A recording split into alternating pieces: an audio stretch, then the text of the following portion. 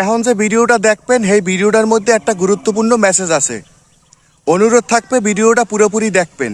এই যে এখন কোলায় ধান দেখতে আছেন, একটা সময় এই ধান গাছগুলার কোনো অস্তিত্ব আনলে না। এই কোলাটা এককালে খালি পরি আনলে, কিন্তু কোলার মাটিটা মাওলায় উর্বর হরিয়া বানাইছে। প্রথমে কোলার মালিক গরু দিয়া এই কোলাটা চইছে, চওয়ার আগে কোলাটা পানি দিয়ে ভিজাইছে, চওয়ার পর মাটির উপরে ধানগুলা ছিড়াইছে, ধান ফুট দিয়ে বীজ বাইরেছে, পানি দেছে, সার দেছে, ঔষধ দেছে, গাছের গোড়া সাফ করছে। হেইয়ের পর মাওলায় চাইছে তো এই ধানগুলা হইছে। পোক্ত হইলে কাইটে নেবে, হেই ধান হিজাইয়া চাউল বানাইবে, হেই চাউল দিয়া ভাত রাইন্দে খাইবে। এরপরই এই ধানের অস্তিত্ব শেষ। বোঝা গেল দুর্নইতে কোনো কিছুই চিরস্থায়ী না। ঠিক এখন যে আম্মে এই ভিডিওটা দেখতে আছেন, আম্মেরও একটা সময় কোনো অস্তিত্ব আনলে না। যার যার ধর্ম অনুযায়ী আম্মের বাপ মা বিবাহ বন্ধনে আবদ্ধ হওয়ার পর এক ফোঁটা নাপাক পানি দিয়া আম্মেরে আম্মের মায়ের গর্বে মাওলায় কুদরত দিয়ে বানাইছে। একটা সময় মাওলায় আম্মেরে এই দুর্নইতে আনছে। হেয়ার পর শিশুকাল, যৌবনকাল, বৃদ্ধকাল পার হইয়া বুড়ো হইয়া একটা সময় পৃথিবীতে বিদায় নেবেন। তয় মরণের কোনো কাল নাই, মরণ যে কোনো সময় হইতে পারে। শেষ করার পর আম্মের অস্তিত্বটাও শেষ।